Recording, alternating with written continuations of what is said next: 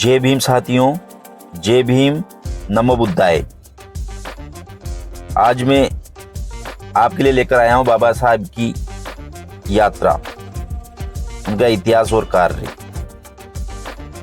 ये बाबा साहब की एक लंबी जीवन यात्रा थी जो कई संघर्षों से गुजरती हुई अपने मुकाम तक पहुंची।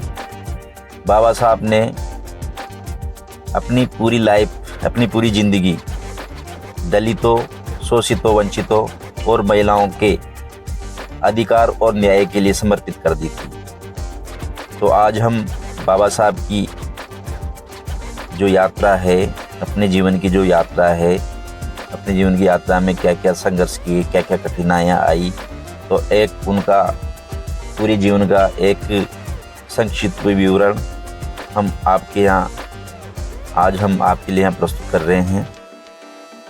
डॉक्टर बाबा साहेब भीमराव अंबेडकर का जन्म 14 अप्रैल 1891 को हुआ था। वह अपने माता पिता की 14वीं और अंतिम संतान थे। डॉक्टर बाबा साहेब अंबेडकर के पिता सूबेदार रामजी मालोजी सकपाल थे। वह ब्रिटिश सेना में सूबेदार थे। बाबा साहेब के पिता संत कबीर दास के अनुयायी थे और एक शिक्षित व्यक्ति थे। डॉक्टर भीमराव रामजी अंबेडकर लगभग 2 वर्ष के थे जब उनके पिता नौकरी से सेवानिवृत्त हो गए। जी हाँ दोस्तों, बाबा साहब अंबेडकर, डॉक्टर भीमराव अंबेडकर के पिताजी उस समय सेवानिवृत्त हुए जब उनकी उम्र महज 2 वर्ष थी। जब वो केवल 5 वर्ष के थे तब उनकी मां का निधन हो गया था। बाबा साहेब ने अपनी प्रारंभिक शिक्षा मुंबई में प्राप्त की। अपने स्कूली दिनों में ही उन्हें इस बात से गहरा सदमा लगा कि भारत में अछूत होना क्या होता है। डॉक्टर अंबेडकर अपनी स्कूली शिक्षा सतारा में ही कर रहे थे। दुर्भाग्यवश डॉक्टर अंबेडकर की मां की मौत हो गई। उनकी चाची ने उनकी देखभाल की। बाद में वह मुंबई चले गए। अपनी स्कूली शिक्षा के दौरान वह अस्पृश्यता के अभिशाप से पीड़ित हुए। 1907 में मैट्रिक की परीक्षा पास करने के बाद उनकी शादी एक बाजार के खुले छप्पड़ के नीचे हुई। डॉक्टर अंबेडकर ने अपनी स्नातक की पढ़ाई एल्फिंस्टन कॉलेज बॉम्बे से की, जिसके लिए उन्हें बड़ौदा के महामहिम सियाजी राव गायकवाड़ से छात्रवृत्ति प्राप्त हुई थी। स्नातक पूरी करने के बाद अनुबंध के अनुसार उन्हें बड़ौदा संस्थान में शामिल होना पड़ा। जब वे बड़ौदा में थे तब उनके पिता की मौत हो गई। वर्ष 1913 में डॉक्टर अंबेडकर को उच्च अध्ययन के लिए अमेरिका जाने वाले एक विद्वान के रूप में चुना गया। ये उनके शैक्षिक जीवन का एक महत्वपूर्ण मोड़ साबित हुआ। उन्होंने कोलंबिया विश्वविद्यालय से 1915 और 1916 में क्रमशः एमए और पीएचडी की डिग्री प्राप्त की। इसके बाद वह आगे की पढ़ाई करने के लिए लंदन गए। वह ग्रेज इन में वकालत के लिए भर्ती हुए और उन्हें London school of economics and political science में भी डीएससी की तैयारी करने की अनुमति प्राप्त हुई, लेकिन उन्हें बड़ौदा के दीवान ने भारत वापस बुला लिया। बाद में उन्होंने बार एट लॉ और डीएससी की डिग्री भी प्राप्त की। उन्होंने जर्मनी के बोन विश्वविद्यालय में कुछ समय तक अध्ययन किया। उन्होंने 1916 में भारत में जातियां, उनका तंत्र, उत्पत्ति और विकास पर एक निबंध पढ़ा। 1916 में उन्होंने भारत के लिए राष्ट्रीय लाभांश, एक ऐतिहासिक और विश्लेषणात्मक अध्ययन, अपना थीसिस लिखा और अपनी पीएचडी की डिग्री प्राप्त की। इसके 8 वर्षों के बाद ब्रिटिश भारत में प्रांतीय वित्त का विकास शीर्षक के अंतर्गत प्रकाशित किया गया था। इस उच्चतम डिग्री को प्राप्त करने के बाद बाबा साहेब भारत वापस लौट आए और उन्होंने बड़ौदा के महाराजा ने अपना सैन्य सचिव नियुक्त किया, जिससे कि उन्हें लंबे समय में वित्त मंत्री के रूप में तैयार किया जा सके। बाबा साहेब सितंबर 1917 में शहर वापस लौट आए क्योंकि उनका छात्रवृत्ति कार्यकाल समाप्त हो गया और वह सेवा में शामिल हो गए। लेकिन नवंबर 1917 तक शहर में कुछ दिनों तक रहने के बाद वह मुंबई के लिए रवाना हो गए।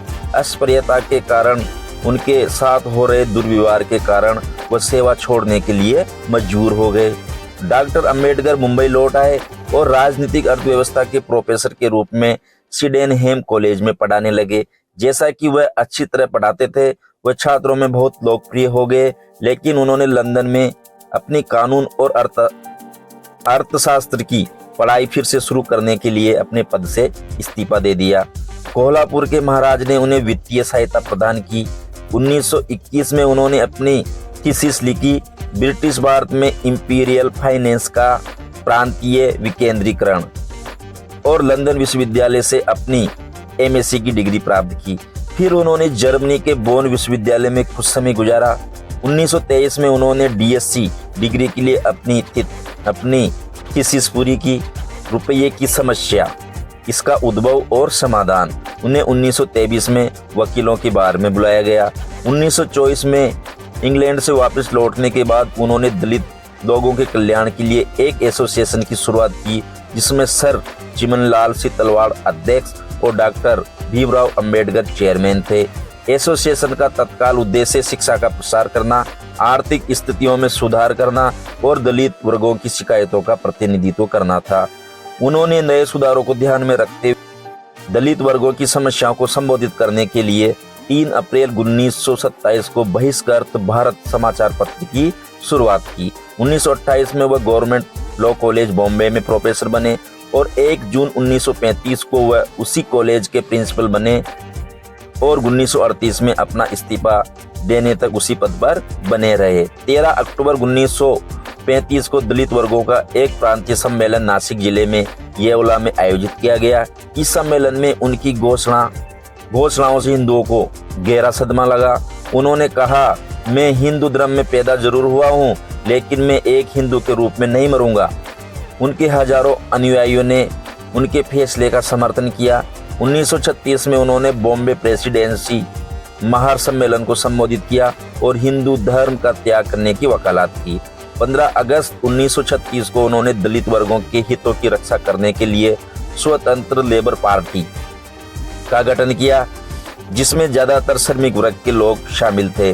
1938 में कांग्रेस ने अछूतों के नाम में बदलाव करने वाला एक विधेयक प्रस्तुत किया। डॉक्टर अंबेडकर ने इसकी आलोचना की। उनका दृष्टिकोण था कि नाम बदलने से समस्या का समाधान नहीं हो सकता। 1942 में वह भारत के गवर्नर जनरल की कार्यकारी परिषद में एक श्रम सदस्य के रूप में नियुक्त हुए। 1946 में उन्हें बंगाल में संविधान सभा के लिए चुना गया। उसी समय उन्होंने अपनी पुस्तक प्रकाशित की, शूद्र कौन थे। आजादी के बाद 1947 में उन्हें देश के प्रथम प्रधानमंत्री श्री जवाहरलाल नेहरू के पहले मंत्रिमंडल में कानून और न्याय मंत्री के रूप में नियुक्त किया गया। लेकिन 1951 में उन्होंने कश्मीर मुद्दे, भारत की विदेश नीति और हिंदू कोड बिल के प्रति प्रधानमंत्री नेहरू की नीति पर अपना मतभेद प्रकट करते हुए मंत्री पद से इस्तीफा दे दिया। 1952 में कोलंबिया विश्वविद्यालय ने भारत के संविधान का मसौदा तैयार करने में उनके योगदान को मान्यता प्राप्त करने के लिए उन्हें LLD की डिग्री प्रदान की। 1955 में उन्होंने भाषाई राज्यों पर विचार नामक अपनी पुस्तक प्रकाशित की।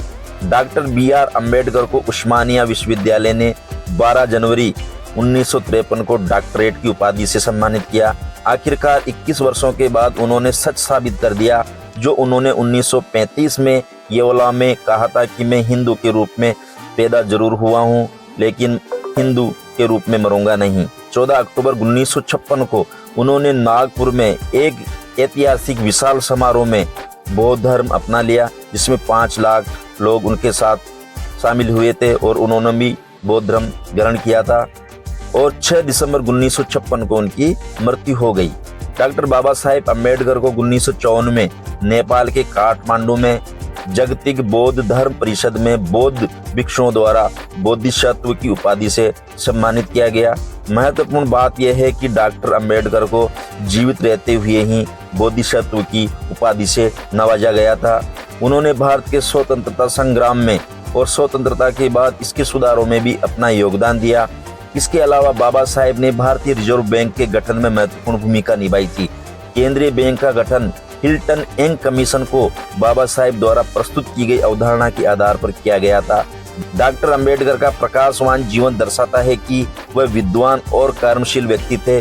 सबसे पहले उन्होंने अपनी पढ़ाई को आगे बढ़ाने में अर्थशास्त्र, राजनीति, कानून, दर्शन और समाजशास्त्र का अच्छा ज्ञान प्राप्त किया, जहां पर उन्हें कई सामाजिक बाधाओं का सामना करना पड़ा। लेकिन उन्होंने अपना सारा जीवन पढ़ने और ज्ञान प्राप्त करने और पुस्तकालयों में नहीं बिताया।